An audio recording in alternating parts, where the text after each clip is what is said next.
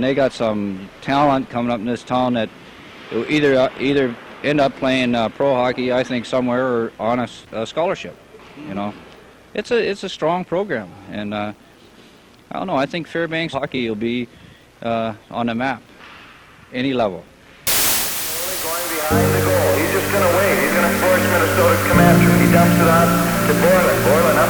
Couldn't get it out. Now they do. Nope. Kept in. Minnesota's neatly keeping it in. Billings got it now. At the side of the net. Right side. Looking around. Up ahead to Borland. Borland across ice to Gary Whiteley. Whiteley takes the long shot into the corner. Borland goes after it. Goal Kings are man short. Brad King keeps it. Under 2 minutes to play. Mylott gives it away. White Miller behind the net. They're looking for Cahill. Right on that save. Mylott. What a save. Beautiful pass by Rice Miller. Held on to it. Going down.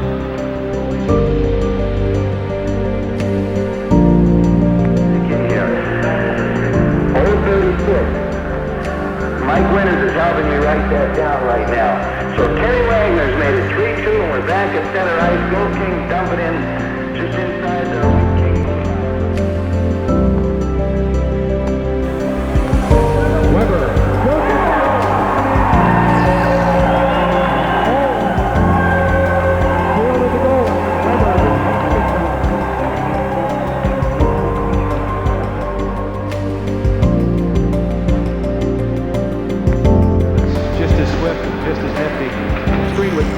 Not even drafted. He picked up as a free agent. Shot right on net. It's loose. It's picked up by Vern Hickle. He failed to clear it out. As mentioned, Street was drafted by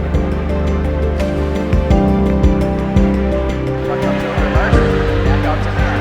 And finds and shoots. Bad save. Rebound. Number 9 can catch. Good job covering up those rebounds by Peter Kent. Well, indeed it was, Peter. I think Mark Larson made a good play.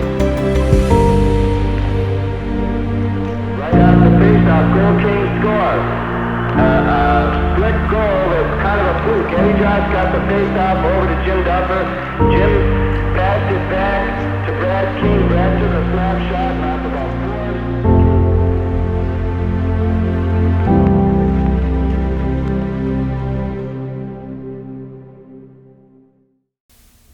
Welcome back. I'm Alex Barta. Years ago, the Gold Kings began setting the foundation for the high level of hockey here in Fairbanks. And for the first time, they held a special reunion. 47 former players still live in the Golden House. Did you get us tickets? What? Oh, no. It looked like it was in, but I believe it was off the post, and it got Harding dropped his glove into this.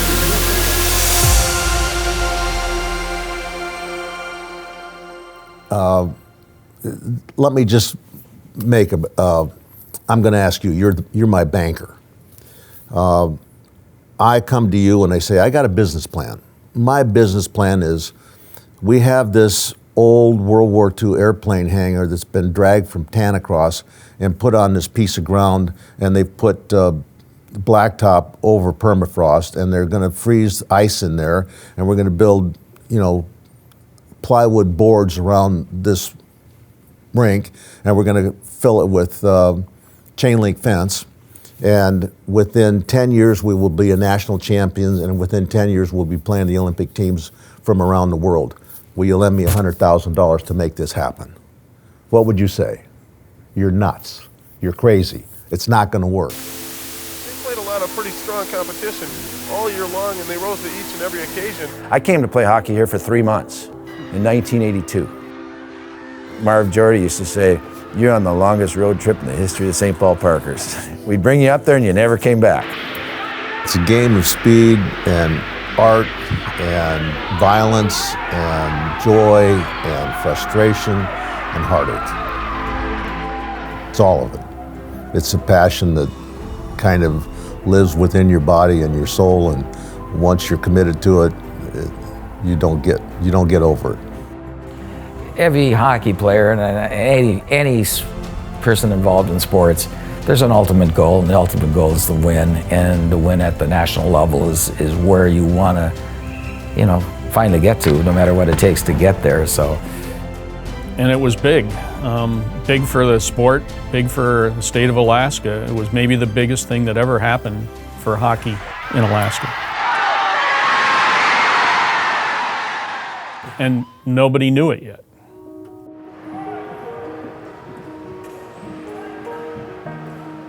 Well, let's back up. I mean, back way up.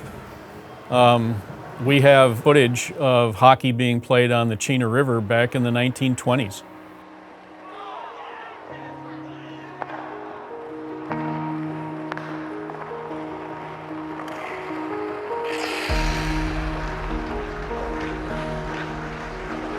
People had come from elsewhere where they had played, they had the equipment, they had the skills, and obviously the community was aching for entertainment.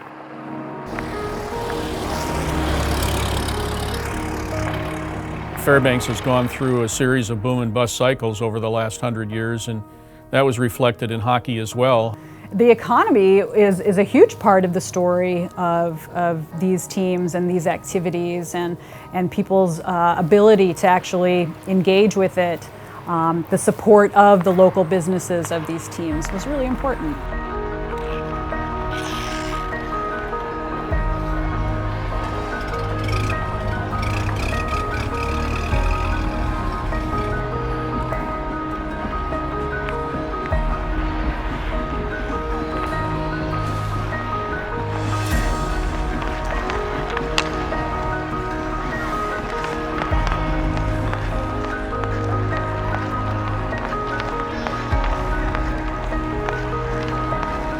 So by the 50s, it had taken another step up in, call it sophistication, if you will. You know, there was more matching uniforms and that sort of thing. The dasher boards had sponsors, you know, Ken Murray Insurance, the local hotels, the local banks, and you know, it's just a further progression in the development of hockey.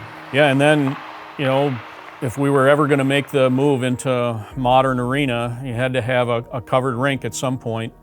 And thanks to the foresight of Hez Ray, who was driving the Alaska Highway and spotted an old aircraft hangar at Tanacross and thought, I could turn that into a hockey rink in Fairbanks. And that was the start of what we now have as the Big Dipper.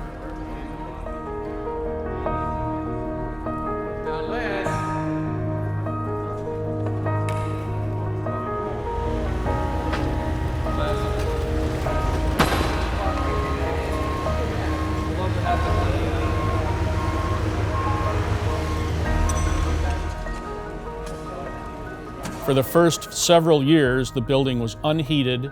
For the first couple of years, it didn't even have ends on it. It just had a roof and sides. And nonetheless, I mean, people loved it. It was the first covered rink in town, and so it was a big step up.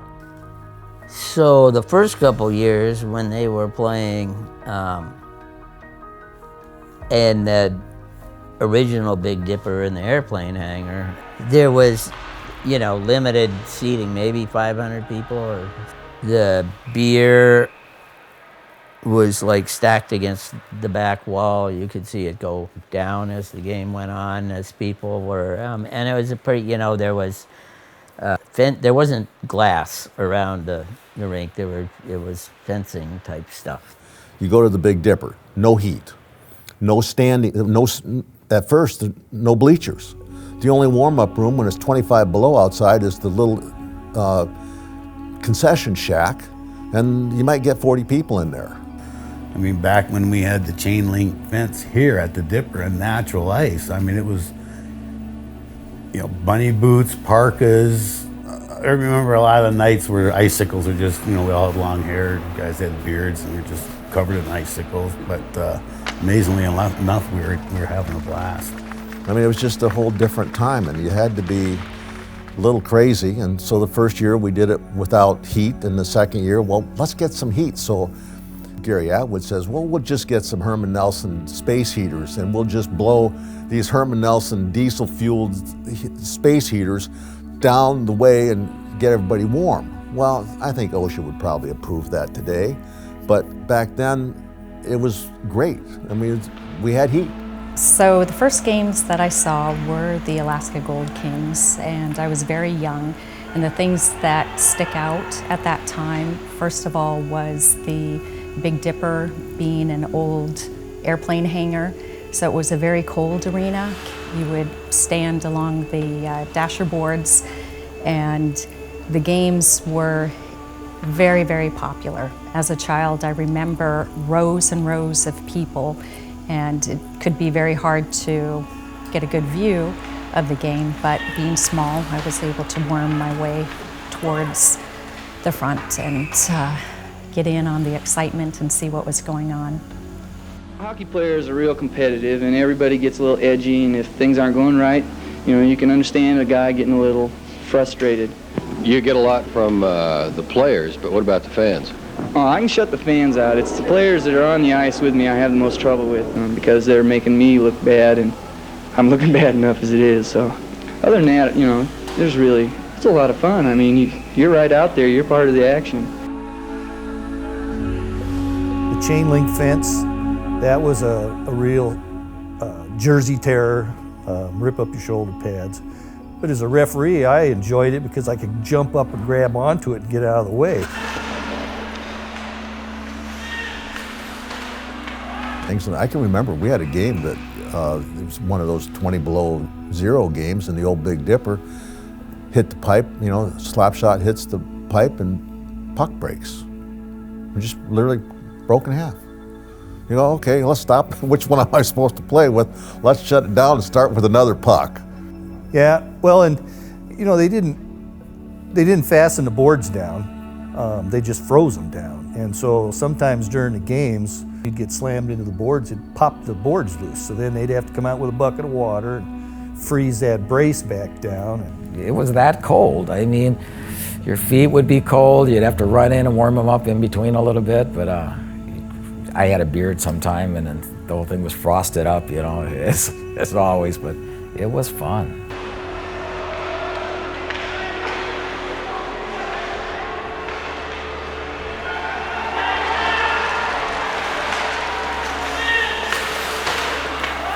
This place was a rockin' house on a Friday night in Fairbanks at 35 below because there wasn't anything else to do. You know, people would show up in their bunny boots, and their Carhartts, and their Frigidaire, big thermoses of hot drinks, and you could sit in the stands and you could feel the heat coming off those propane heaters. You had a warm nose and a cold ass, you know. I mean, it was 35 below. It was colder inside the building sometimes than it was outside the building. The ice was always good, though. Fairbanks, Alaska is a long ways away from anywhere, and every time we bring a team in, we're talking anywhere between $4,000 or $5,000 to bring a hockey team in for the weekend. Now, if the weather happens to drop to 30 below zero, we draw 300 fans, we're in a world of hurt. Hockey has grown in popularity enormously in recent years, and Interior Magazine has gone to the Big Dipper to watch and talk to the Fairbanks Gold Kings. This is Chuck Cartier, sidelined with an injury. You don't get rich by playing for the Gold Kings. You must really enjoy it. Love it. I love hockey, and you couldn't meet a better bunch of guys in the world. It's the honest truth.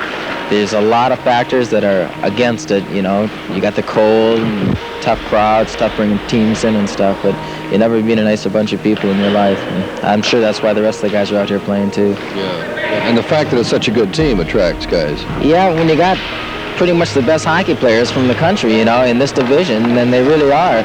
You enjoy playing with them. Everybody's got the same instinct, the same desires on the ice, and you know how to handle a puck together. I remember when I came to town, I was just a young kid, right? I'm still, you know, just 20 years old, you know. So I got up here, and the first thing was I had to go meet with Gary Atwood.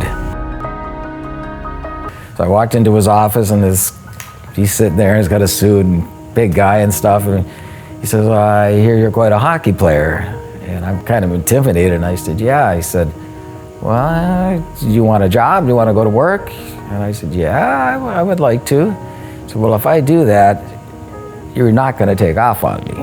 He said, you are going to stay here and play hockey for a year for me. And I said, yeah, that's my intentions. I wasn't going to anyways after looking at him. I knew I was going to stay, right? And Gary was the one that really is the father of the development of the Gold Kings. And with him being able to have the jobs, we were then able to have the players. And once we were able to have the players, we were able to have the team. The benefit to the team of having Gary Atwood as the president and general manager, Atwood was the business agent for the Teamsters, and this was right during the construction of the Trans-Alaska Pipeline. And so he could approach players, potential players, and offer them a job at 3, 4, 5 times the pay that they were getting wherever they were coming from.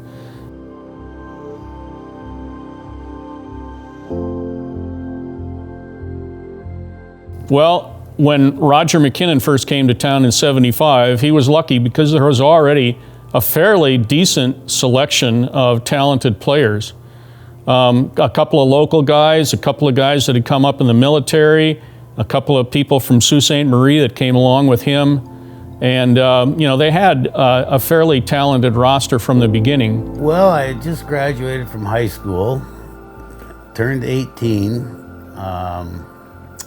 I had heard just through local talk of a small town that Roger was going to go to Alaska. So Roger called and said, hey, he had an opening for a goalie because Paul was coming back, and Paul was the original goalie. Well, Joey Bailing and Timmy Wagner were already up there. Okay. And they were the two that I knew the best, you know, and so Joey kept coaxing me too, and it was a good opportunity, you know, lots of jobs, and the boys would come home and they'd have $100 bills flying out of their pocket downtown. I'd never seen one before. And I said, man, I'm a better hockey player than a couple of those guys. I want to go up there. Trouble controlling that puck. To the stick. Stick up by Jackson. Headbands for Gordon breakaway. Here's Gordon, the partial breakaway. Wakes one move. Save. Duquette. Rebound goes wide. Well, Peter, there was a lot of christening and a lot of crossing in front of Billy Duquette. He looked mildly shaken up. There was he's amazing athlete. Amazing athlete. He could go in any position, kick his legs out, flop, turn around, and he'd always come up with a save. It didn't matter how he got to that save, he made the save. I think Billy Duquette had all the talent in the world. I think he could have been next level. But there was something that just happened when he was younger that he just chose to, he made a choice. I'm going to have fun. Gold Kings are lucky for that. I knew all those other guys' names, or most of them, before I left to come up here. What I did know was that Chuck Cartier was a legend. Chuck was very elusive. He maybe wasn't the fast. He was fast, but he wasn't the fastest guy on the ice. But he had lots of moves that defensemen couldn't keep up with. Chuck Cartier was the first idol, right? So, but he was the first idol because short, fast, very skilled, and hair out to here. And he was just the way it was. He was just the guy that was kind of the first little idol. And then Timmy Lee shows up and he becomes the next little idol. Well, played my youth hockey, mites all the way up through the midget level and then on to high school and juniors for the Sioux Indians. The phone had rang. My mom answered the phone and says, Tim, Joey Bailing's on the phone. So he just asked me what I was doing, if I wouldn't mind coming up and playing some hockey. But holy crap, he's a good player, fast, good hands, could score. Timmy Lee was my favorite player for many years. It just seemed like he was fearless when he was on the break. He would come down on the wing and he would swoop to the net. It didn't matter if there was one guy, two guys, all 5 guys were there. He was going to the net. Timmy Lee on the ice was magic. He was extremely, I mean, he knew his edges better than he knew his own name, I think. He was able to skate incredibly well. He was also just an incredible scorer. I mean, he came up, I think, at age 19 and just, blew the doors off the scoring records. He was the all-time leading scorer for the Gold Kings. I think that this is going to be a pretty rough and tumble game, but we're going to see a lot of good, wide-open hockey. It's going to be a treat for the fans to watch, so stick around. And if they are wondering what type of players these are, a lot of these men are ex-National Collegiate Athletic Association hockey players, and also some in the professional ranks. As you said, face-offs are becoming so crucial, so very crucial. Johnny Haddad is the man I think that they have to be looking to. When Rosie recruited me, he said, we need somebody that can play with Haddad, and we think you have the temperament, because nobody else is able to do it. Because he'd scream at you and yell at you, and he'd go out of the end to end, miss the net and you'd be behind the goal on their end, and there'd be a 3-on-1 going the other way to me, and if they scored, you go like, what the hell are you doing? Jesus Christ, where were you? You know, some problems here and there with John, you know, just because he had such a little temper. It was, I think, 1981, around in that era. Mark Sanford and I were both from Port Huron, Michigan, and Mark had driven up and played with the Gold Kings a year prior.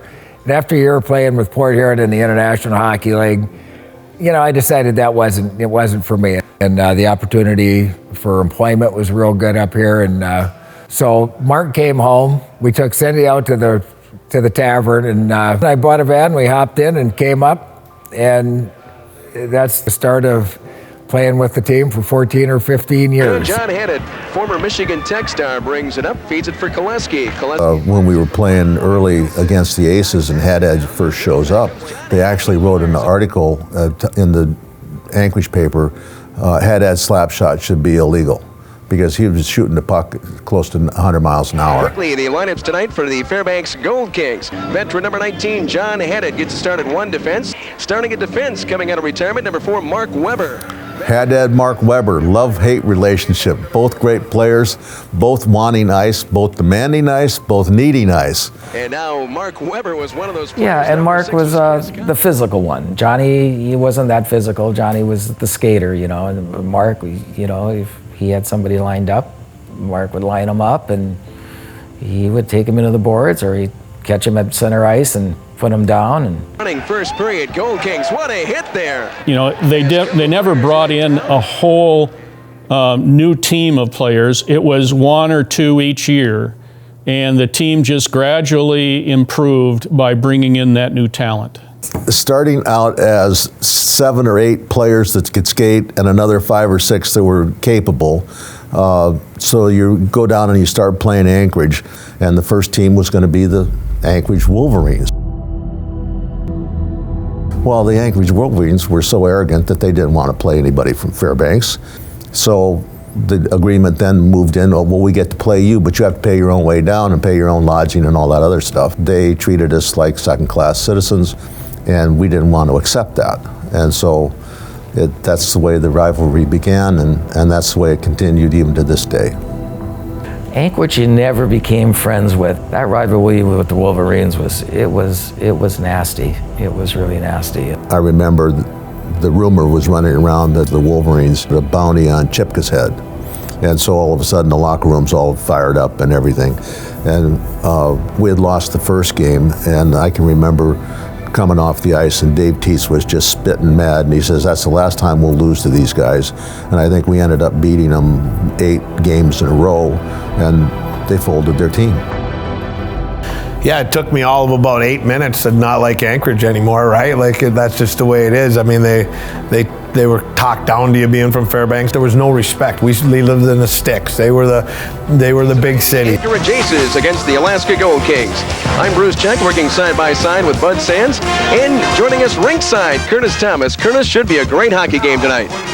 You're exactly right, Bruce. I'm down here at eye level. Now, ever since this game was announced, the town has been talking about it. Every time you get a team from Anchorage here in Fairbanks, they try to crank it up a notch. I don't think the fans are going to be disappointed in this contest at all. Anchorage was just a brawl every game. You know, they had 4 or 5 guys, and we had 4 or 5 guys that liked to go, and it was just physical series. Everybody hated each other. You know, you didn't have to get anybody sparked up to go out and play the body. You know, there was just a lot of hate there. A roughing call coming up. We didn't like them. They didn't like us.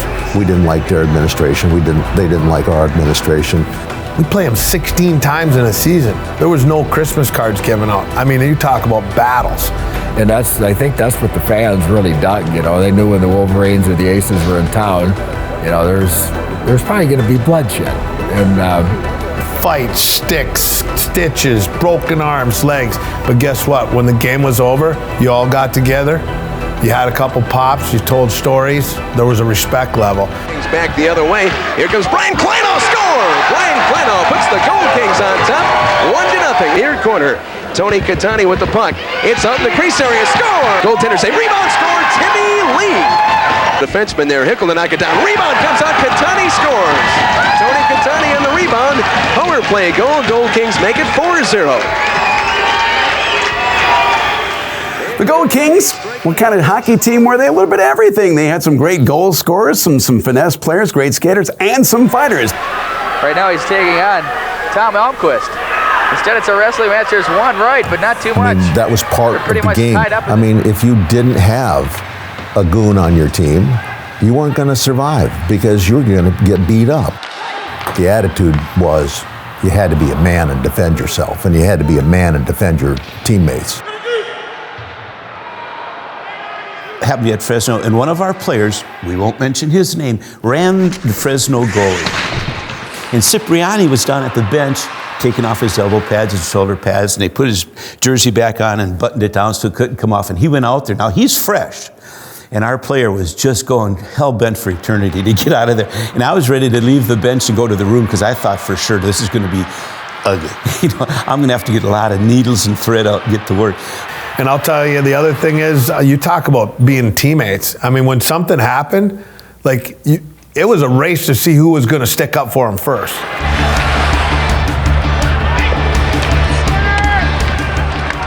Fortunately for me, you know, I had support all the time, you know.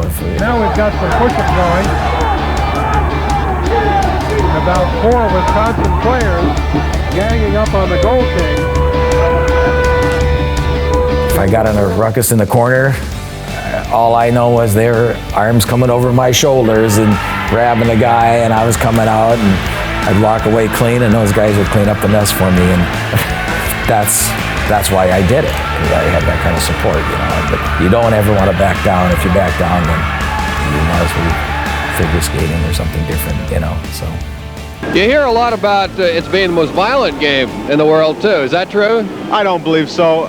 There's body contact. A puck's thrown around out there. You put some men with a stick out there trying to knock the puck out of the air or control it between the legs. It's a rough game, but it's not a violent sport. They were tough as nails, and this climate, those conditions, I believe helped shape them to be the tough, gritty players, and then fast forward to inspire younger players to want to emulate their skills and their drive. Slick moving puck worker. He headmans the puck for Haddad. Haddad puts on the brakes, back to right. We could play physical with anybody, but our passing was best team I've ever played for, you know. It was all ad-lib in the offensive zone, but Here's Cahill moving in towards the slot. Puts on the brakes, back for Haddad. Haddad plays in the corner to Lee, back over. Oh, no, he scores! Well, Peter. Bounced around until at the side of the road. we enjoyed the game. It made the game fun. I think the fans, I'm sure the fans enjoyed that, you know. When you're moving the puck around and it's fun to watch a play develop, and that's the way we were. We were unselfish. Now to the far corner. Pete McEnany fails to get to it. Shot on front. Greg Evans. That's all it took. One little quick shot. Those are the ones that work. Goalie's not prepared for it. He's moving across the ice. There's just something about the place. You walk in and you can just feel the tightness of this place and the community and the fans and everybody that uses this place. Yeah, the Dipper is definitely a landmark. All the places I was fortunate enough to play hockey, the Big Dipper was probably one of my favorite places to ever play. The atmosphere was just electric all the time, every game. John Rosie never could count. He just kept letting people in, and a lot of the games, you know, an 1,800-seat arena ended up with 3,000 people in it. People couldn't get up the stairs to hit the restroom, or just absolutely fantastic times, fantastic memories. So the community, everybody was so involved in this. When you see that, you want to be part of it. You'd like to be part of that, and it brought a lot of memories for everybody, and that's what brought people here. It was the people. It comes down to it. It was the people. So. for the Gold Kings, and I always said it, I mean, from what I understood, if you had a 3% of your population wanting to attend an event, that was called a blockbuster. So Madison Square Garden kind of works on the operation that if we can get a 2 or 3% demand for our tickets, it's a blockbuster. Well, in any given weekend in Fairbanks, Alaska, when the Gold Kings and the Nanooks were playing, we'd have 7 to 10% of the community going to a hockey game. It was a great town. I mean, it was just, the people were very welcoming. There was, and it still is, I mean, a land of opportunity. Any of us guys that came up, there were just multiple fields that we could go into and work if we wanted. It wasn't just isolated to, this or that. If a guy wanted to get into electrical or construction or business management, whatever, there was just opportunities everywhere. You never bought a beer in Fairbanks when you played for the Gold Kings. If you're out, having dinner with your wife, there's always a beer on the table for you, and it was just good camaraderie, not only between all the players, but with the fans. The fans adored us. We adored them. It was just a special place that everybody felt like they were on the team, right? And you treated people like they were on the team, because if they're not there, these other teams aren't coming in because the bills got to get paid, all the things as we connect, as you peel the onion back. But the connection with the community was just, I mean, it's, again, what's driven to where we're at today. It was taking the time to speak to people on the street, in the corner, at the Sampson's Hardware. You just take the time because they cared. They genuinely cared, and it was their team. And we're with you this weekend. And you know what? You damn well better win too, because we don't like losing up here. I didn't know that those things, when I started, that those things would all dovetail into a package. But then all of a sudden, the package was there. Not because of some great plan, but because of the way it all evolved. And it's the community that's done that. It's not me, it's the community. The camaraderie with the Kings was unbelievable. We were all like, all pretty much like brothers. People talk about sports and team sports and brutal and hockey's this and that. There's more to it than the games. I mean, we had more fun there probably than here.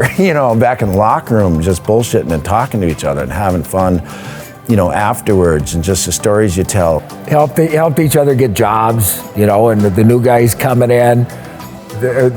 Most of us, a lot of us, had good careers or started businesses.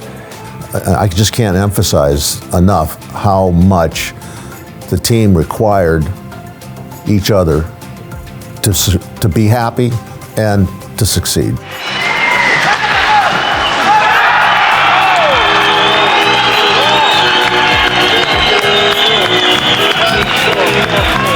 Good hit. Good hit. You bet you can do that.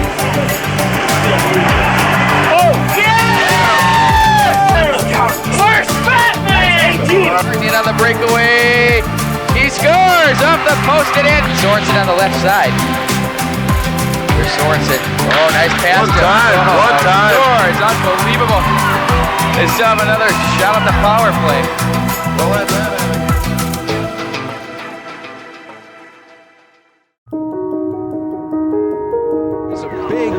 Big chance for the kids to come out here and play in front of the big crowds. Gold Kings draw some good crowds, but anywhere between 1,500 and 2,000 people come out on Friday and Saturday nights. One of the things that a lot of people don't recognize is that the Gold Kings were great players on the ice, but they were also really super committed to coaching youth hockey.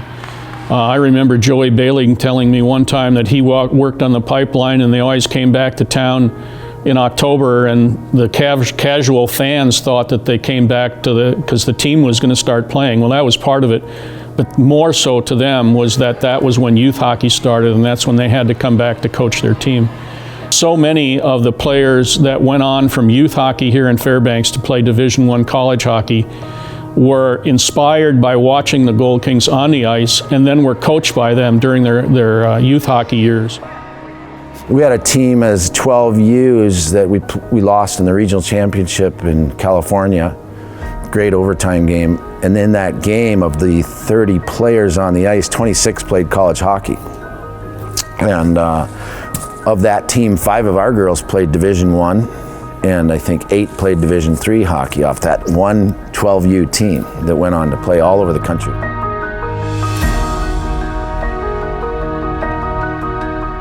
I did have a Gold King as my coach, Roger McKinnon, and he was very pivotal at that stage of my development. My father had passed away the year before, and he treated me just like one of the players, one of the boys on the team, and was very, very gracious and giving of time and support. The connections through hockey and Gold Kings in particular over the years have just been, you know, we've taken a page out of the playbook of all the guys that have done it before. I mean, whether it was Chuck Cartier's or John Haddad with Mark Sanford and Jim Ozumkowski, with a ton of those that just through the networking that's just embedded. And yeah, it's been really a wonderful thing. And now we have an opportunity to help with things like sponsorships for some of the ice dog things, or whether it's golf tournaments. So that's really gratifying to do. And one of the fun things that we're able to do is to do Denali flights for the family out visiting, and that's, you know, it just is a great time of the year. The weather's always been really pretty good. It just adds to one of the many awesome things about coming up and playing in Fairbanks, Alaska, of all places. And then the transition between him and then Rogers, the way he facilitated the job opportunities, the network with all these hockey parents, former hockey players that were union leaders, that were construction superintendents, that gave us players the opportunities for these very well-paid jobs and a chance. I mean, look at almost every guy. Look at their leadership. Look at what they've done in the community, how that's transitioned into their business leaders. Johnny Haddad, Dave Teese, Chuck Cartier. Keep on going down the list. You know what I mean? Like, just amazing community leaders. Ben Roth, I mean, the group that I played, Matt Atkinson. I mean, I could just keep going on and on. Every one of them's a leader in business, a leader in the community. Give back to the game, but more importantly, give back to this community. The legacy is that the players, some of the original players, are still here. And that they are members of the community, members of the hockey community. Everybody, I think, that knows them is still proud of all the things that they did to help hockey become the #1 sport in Fairbanks. But it's really a wonderful thing. It was just 10 days ago that we had the National World Cup, or not national, but the World Cup skiing, individual cross-country skiing, and the Nations Cup here. Now we have a national senior men's hockey tournament, and in the not-too-distant future, we're going to have the President of the United States and the Pope just a few miles from where we are tonight. So as we got better, the Gold Kings got better, I felt the program was really growing in leaps and bounds. The crowds got bigger, the Dipper got nicer, and then we started bringing in Canadian teams and playing all the Canadian teams. And I mean, anytime Whitehorse came over was just a blast. Just the difference in the personalities and the game style, it was pretty impressive. What's the difference between American hockey and Canadian hockey? That's a tough question to answer. The American hockey is just coming in. We have not been strapped. The American style of hockey hasn't been strapped with a complete tradition of body contact and the aggressive play. These teams, they lived up to their names. These are Canadians when they came to town. Most of the Canadians that we played always enjoyed it more than the American teams. The Canadian teams were before we started playing Parkers, and then we started getting more known in the U.S., going to U.S. national tournaments. some of the tougher teams were St. Paul Parkers, obviously the Bucks, Minneapolis Bucks. Minneapolis Bucks, St. Paul Parkers. Chicago came up in the later years, and we lost in Chicago. That they had a great club. Well, the importance of that was more than anything else, the goal was the national championship, and we just kept falling short. We're just underway in the first period. 15 seconds have knocked off the clock. Bart Larson for the Bucks crossing the checkered. Slams on the brakes. Goes right side to Skimmy. There's Skimmy on the right side. Back out to the point to Mack. Mack carrying in towards the top of the slot. Has Larson on the left side. Instead, he slips a pass through. Rebound, boy, scores! You know, we just didn't have enough strength defensively. We didn't have that extra forward or two that could score. On the right side. The puck's being We didn't have the size to play with some of these Michigan teams that, you know, they were big and strong, you know. And Sorensen there. Dennis Sorensen, we look at some more of these guys should hold their heads very high. They played some very aggressive and very sound hockey, Peter. Just a couple breaks here and there, and they could be.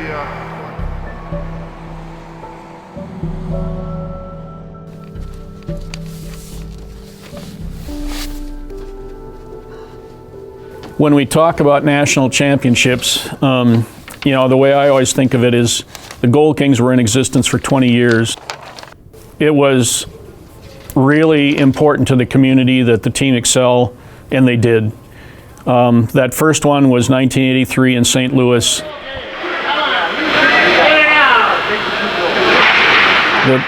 The guys were all in their 20s and, you know, full of life. And everybody on the team, everybody in the stands knew that the goal was to win nationals.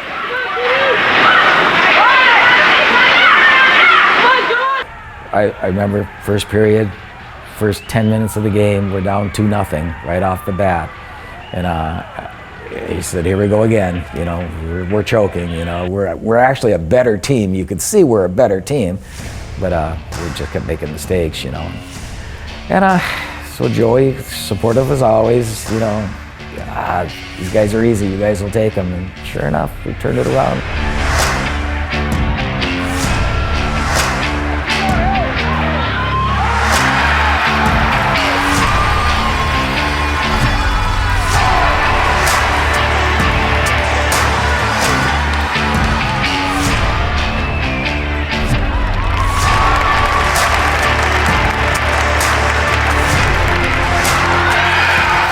We ended up beating them 8-2.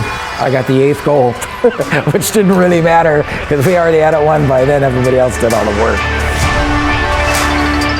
That's when I realized that, hey, we got something going here, you know.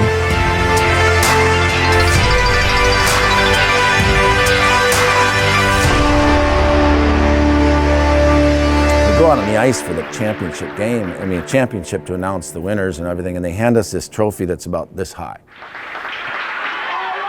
So on the way home, it kind of disappeared.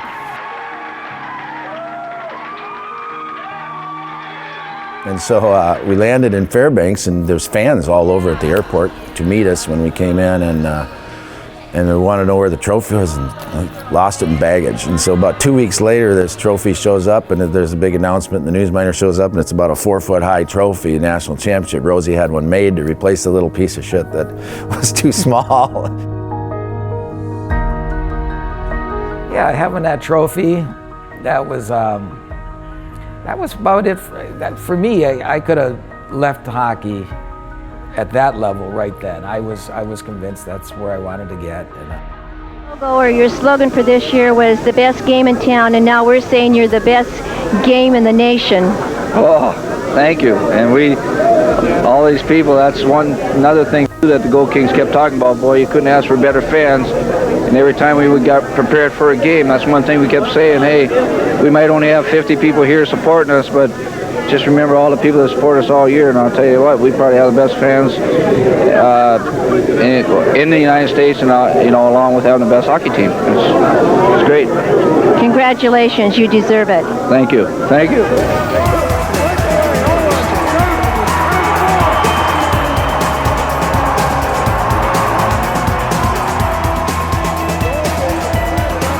And the Gold Kings win at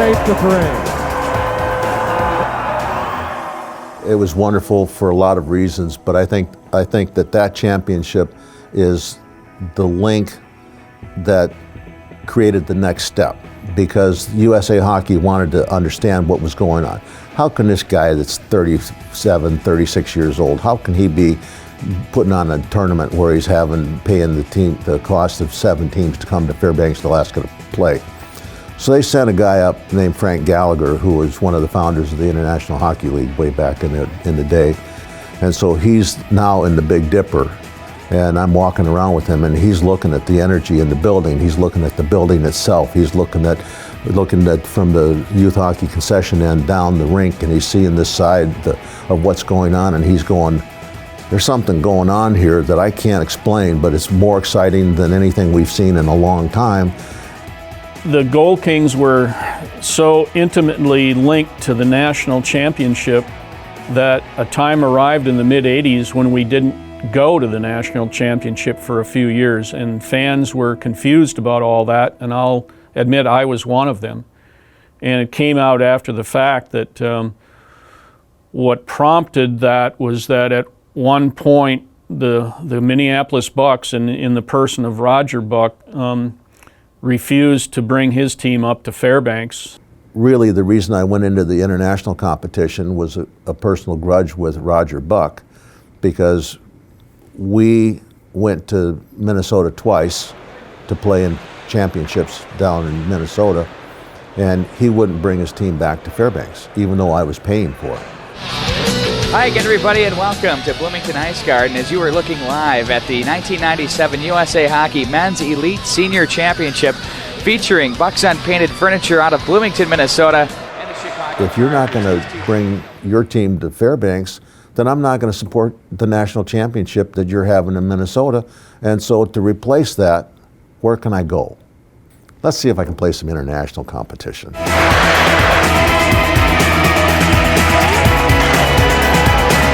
And so he couldn't, in his mind, he couldn't just discontinue playing in the Nationals. He had to come up with something else for the fan base and for the players too that would continue the enthusiasm, and build even maybe higher. And so he came up with the idea of bringing in some national teams from foreign countries to play here in sleepy little old Fairbanks.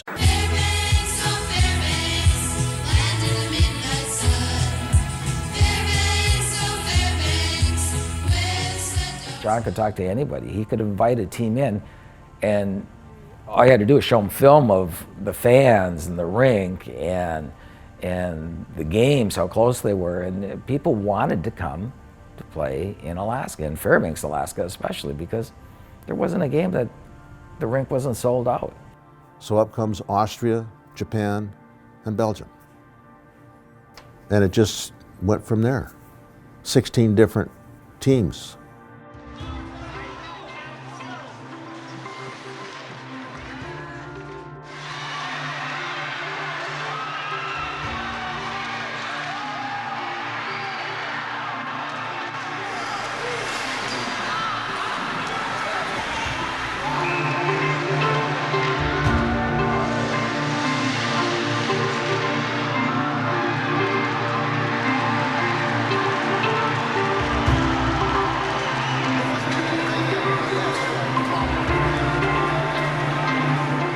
Stop into Fairbanks, and John Rosie was good enough to get these teams to commit to come up here and play against the Fairbanks team, and it was a lot of fun. All these teams from all across the globe were coming to play Fairbanks, and Fairbanks gave them a pretty darn good game considering they were the professionals. They're ones making a living at this thing.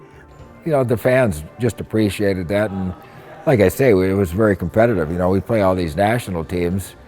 You know, we had to work hard. You couldn't go out and embarrass yourself, and we'd practice and practice Tuesday, Wednesday, Thursday night. Play Friday and Saturday, heal up Sunday, go back to work on Monday.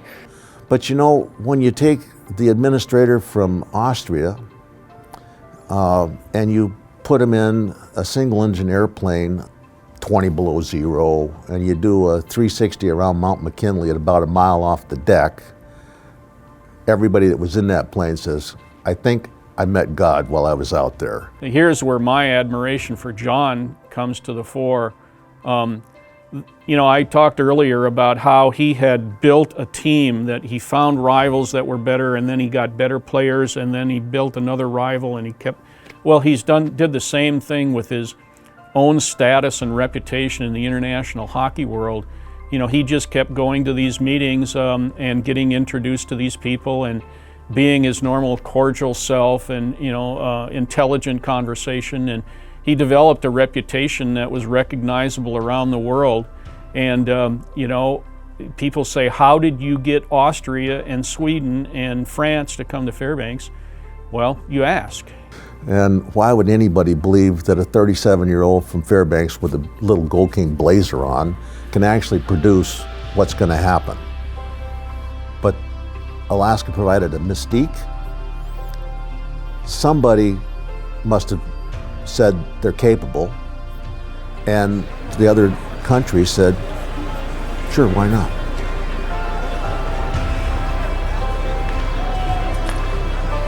That's the kind of stuff Rosie could do. You know, he had European teams. You go to the Dipper today and there's 20 flags up there from European, and you had China here and Japan and, you know, from all over Europe and Asia, you know, here in little Fairbanks, Alaska. And I mean, you got your pass, so you're going into the, you know, into the private lounges, and it's just something that was very, very exciting. And we get to take our team to Japan, and we get to take our team to Europe and play in Lillehammer as the U.S. representative to the Lillehammer kickoff countdown to their Olympics. We take our team to France to be able to play in a shakedown tournament in France before the Albertville Games. I mean, we're playing the Czech Olympic team. We're playing the French Olympic team. We're playing guys that are training 7 days a week with guys that practice 3 hours a week and drinking beer after the game.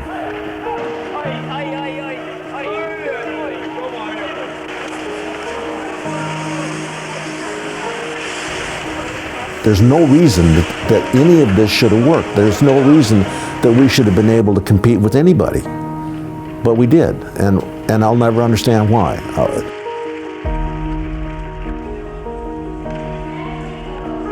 And so that's why I always come back to my job ended at the locker room door. Their job started inside that locker room.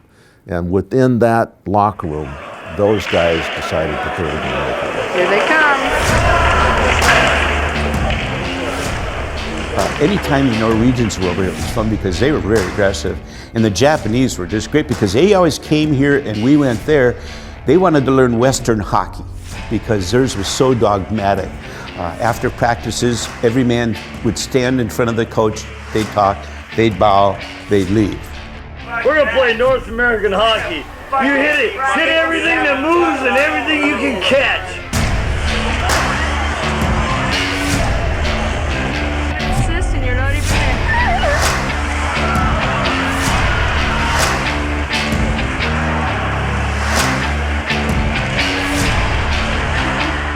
there. You know, they were great, and I think we had 9 here in Fairbanks, but we went to first Japan, then to Norway and Denmark. We went to Russia, and we went to France. And it was incredible to see the welcoming the people gave us. The Japan was, again, they wanted to learn Western hockey. Norway was pre-Lillehammer Olympics. France was the pre-Albertville Olympics. So you had a bunch of international teams that showed up, and the competition was just phenomenal. And for a bunch of amateurs from Fairbanks, Alaska, to go and compete on the national level was phenomenal.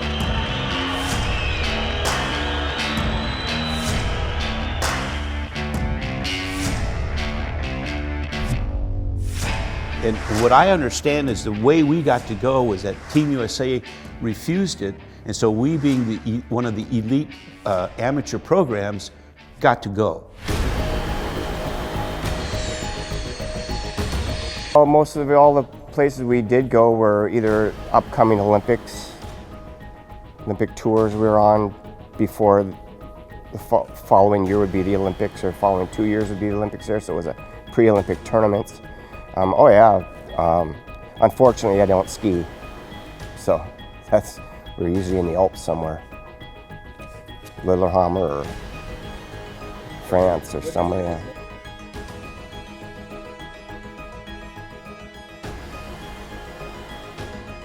It was really hard to put a finger on a certain game because, you know, every year there was some standout moment that really embedded in your heart and soul, and yet next year something was just as good.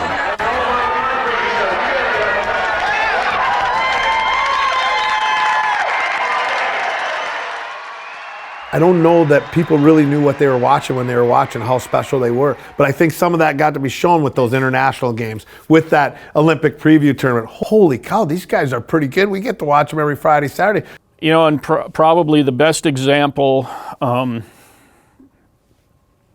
of what the Gold Kings could accomplish was they played a 2-game series against what's called the Russian national B team.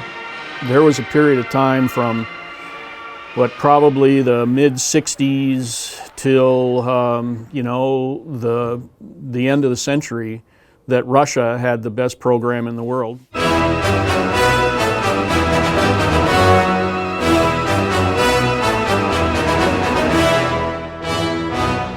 remember the Red Army team coming in, and I'm just cringing. I'm telling John, you're crazy. You know, we're not this level. We can't compete with this. I know we have a hell of a hockey team, but we're, oh, you'll do fine, he goes, you'll do fine. You know, the people just want to see these teams.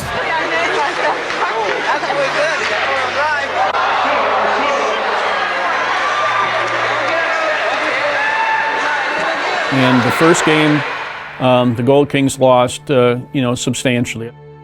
And the fans were disappointed, but they shrugged and they said, hey, it's the Russians. I mean, they're good. We know that. You know, we can't win every game. You're not going to beat a team like that. I think the Russian one was the best one because Rosie, John, the owner, he said, if you guys win or tie either one of these 2 games, I'll take you guys to Hawaii for 2 weeks. And all the beer you could drink and hamburgers and hot dogs and a rental car. And I'd never been to Hawaii. And I said, man, we really bared down because a lot of us were married at that time. And we went into training. We weren't allowed to have any beer for about 3 weeks. All the girls, they really wanted to go. You know, the Russians were famous for their weave coming out. And in that second game, there was one, for whatever reason, the Russians were all back a bit about towards center ice and back in their own zone, and the Gold Kings came out of their own end doing the weave that the Russians did, and people went nuts. This is Russia's second best team, mind you, heading to the Olympics. Guys who are basically professionals, playing guys that are probably delivering beer Monday through Friday and playing hockey on a Friday night. So guys that are just basically in the workforce and trying to continue their hockey career.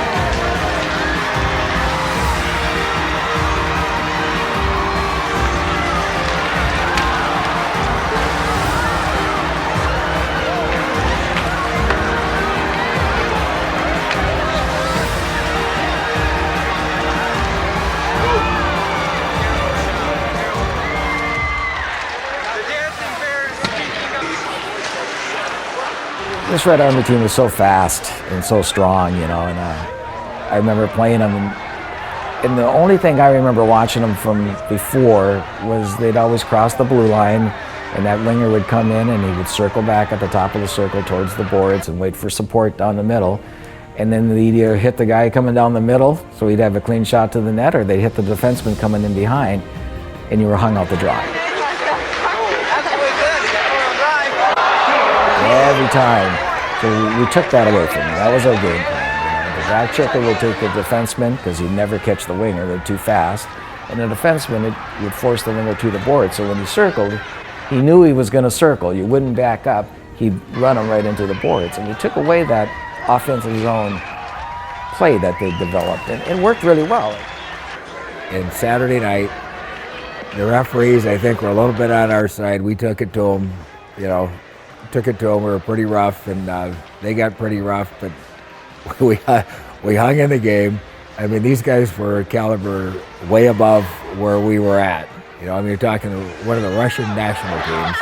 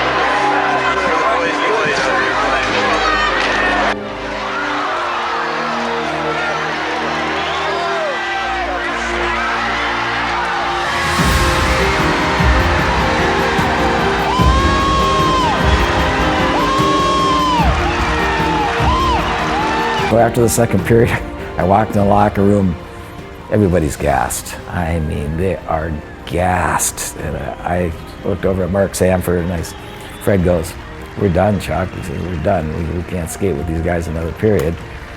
But yeah, I said, "Well, let's circle the wagons and see what we can do." So I went over and sat next to Billy, and I go, "It's in your hands." "Yeah, Billy," I said, "it's in your hands. You're probably going to see 30 shots this period, if not more."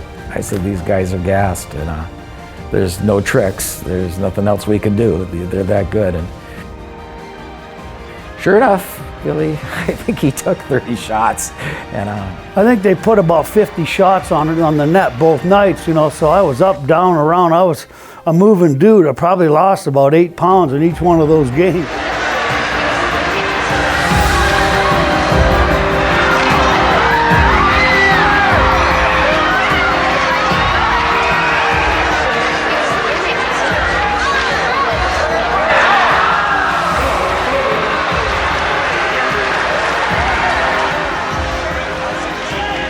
Some of those guys on that team were the best players ever, and with 1 minute and 12 seconds left in the game, we were ahead.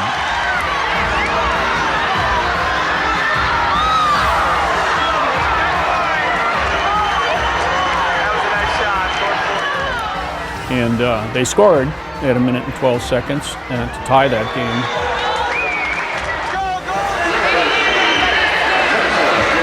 And then after they tied the game, you know, I don't think anybody left for 15, 20 minutes because it was just chanting, "Gold Kings, Gold Kings." When we tied that second game and the fans were yelling, "Overtime, overtime." In Olympic hockey, as you know, there's no overtime. We weren't coming back out of that locker room. I had my trip to Hawaii, and we probably wouldn't have scored another goal if we'd have played for another 2 days. The Russian coach said that when I talked to him after the game, he said, because they had outshot us pretty horribly, but he said that your goalie should be in the NHL. And that made Billy Duquette feel pretty good. Our guys practice 3 hours a week and drink beer. These guys are trained athletes at the highest level, and we competed. That was one of the big things. We're up 4-3, and they scored with like 30 seconds to go in the game or whatever. And to think that, you know, 20 of your neighbors and your hometown friends had played that team, and there was a famous exchange in the locker room after the game. The newsminer reporter comes in and goes, "You guys tied the Russians." And Billy Duquette said, "No, the Russians tied us."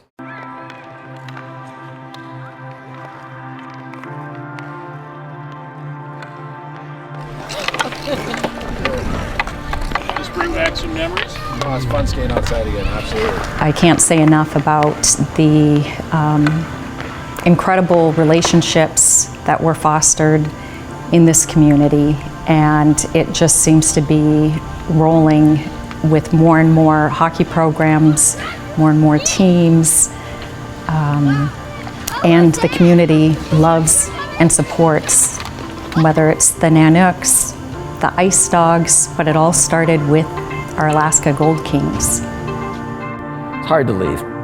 I wouldn't leave, but we're still here now, and you know, and raising grandchildren. I got 9 of them, you know, and to this date, you watch them. There's kids, you know, practicing their hockey skills, and it's the love of the sport. Once you're addicted to it, it never leaves you. High fives, everybody! High fives all the way around.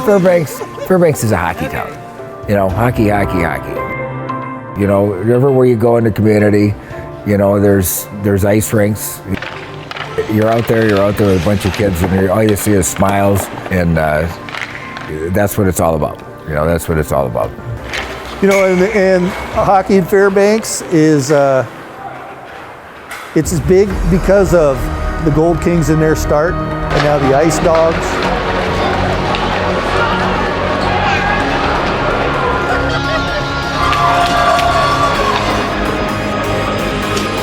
University team.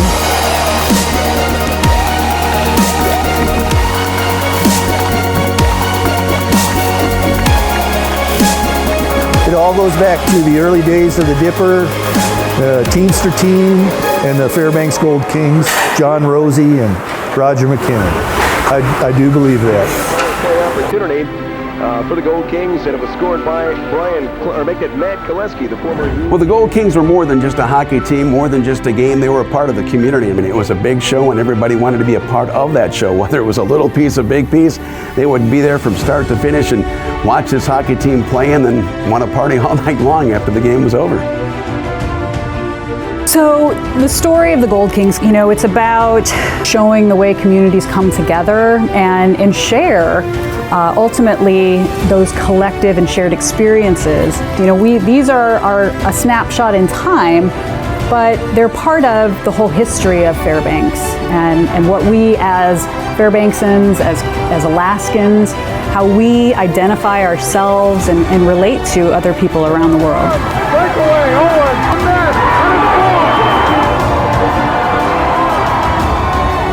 The Alaska Gold Kings were very important, not only for being role models for young hockey players, but also for the spectators, being a venue for entertainment, live action, high caliber hockey, and an opportunity to embrace the winter. No matter what temperature it was, there were still sold out, packed crowds at every game of the Gold Kings.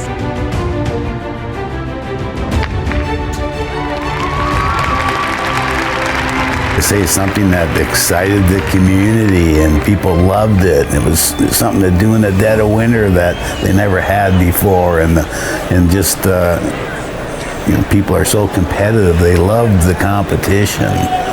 Just the whole, it was just such an exciting time in my life, I know.